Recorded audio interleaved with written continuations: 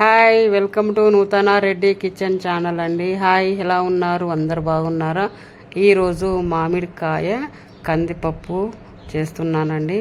కందిపప్పు ఒక 5 నిమిషాలు అయిందండి. మంచిగా కడిగి నేను నానబెట్టాను. ఇక్కడ నేను స్టీల్ కుక్కరు పెట్టామండి. కొంచెం ఆయిల్ వేడైన తర్వాత కొంచెం జీలకర్ర ఆవాలు వేసుకున్నాము.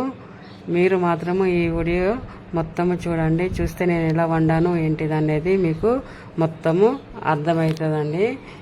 మామిడికాయ పప్పు చాలా బాగుంటుందండి. పచ్చిమిరపకాయలు వేసుకున్నానండి. వేసుకొని మంచిగా కలుపుకోవాలండి. నా ఛానల్ని చూస్తున్న వాళ్ళు ఒక లైక్ చేయండి. కొంచెం ఉప్పు వేసుకోవాలండి. ఉప్పు పసుపు వేసుకోవాలండి. వేసుకొని మంచిగా కలుపుకోవాలి. కొంచెం అల్లం ఎల్లిగడ్డ పేస్ట్ కూడా వేయాలండి. వేసుకొని మంచిగా కలుపుకోవాలి.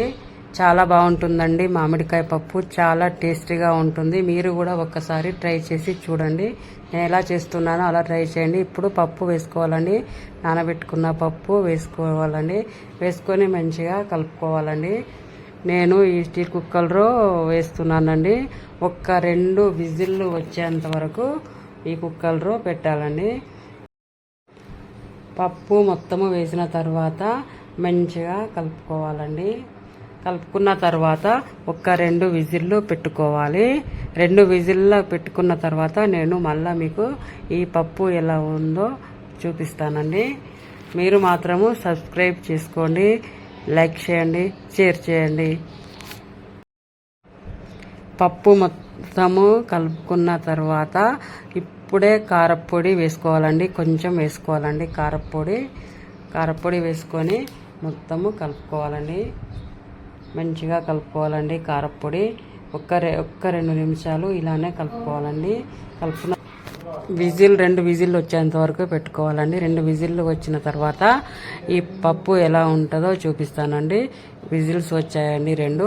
ఇప్పుడు నేను మూత తీస్తున్నాను. చూడండి ఎలా ఉందో పప్పు.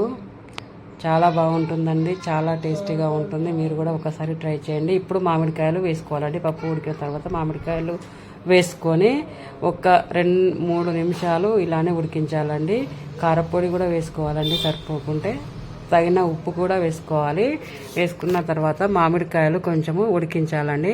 ఉడికిన తర్వాత మీకు పప్పు ఎలా ఉందో చూపిస్తాను. పప్పు కొంచెం గట్టిగా ఉంది అనుకుంటే కొంచెం వాటర్ పోసుకోవచ్చండి. మేమైతే కొన్ని వాటర్ పోసాము. ఇప్పుడు కొత్తిమీర కూడా వేసుకున్నామండి. కొత్తిమీర వేసుకున్నాము.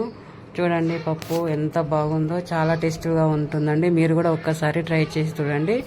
ఉడికిపోయినాయండి మామిడి ముక్కలు. చూడండి ఎలా ఉన్నాయో. చాలా బాగుంటుందండి. చాలా టేస్ట్ ఉంది. మీరు కూడా ఒకసారి ట్రై చేసి చూడండి. నా ఛానల్ను చూసిన వాళ్ళు సబ్స్క్రైబ్ చేసుకోండి, ఒక లైక్ చేయండి, షేర్ చేయండి. అన్నంలో మాత్రము చాలా బాగుంటుందండి పప్పు.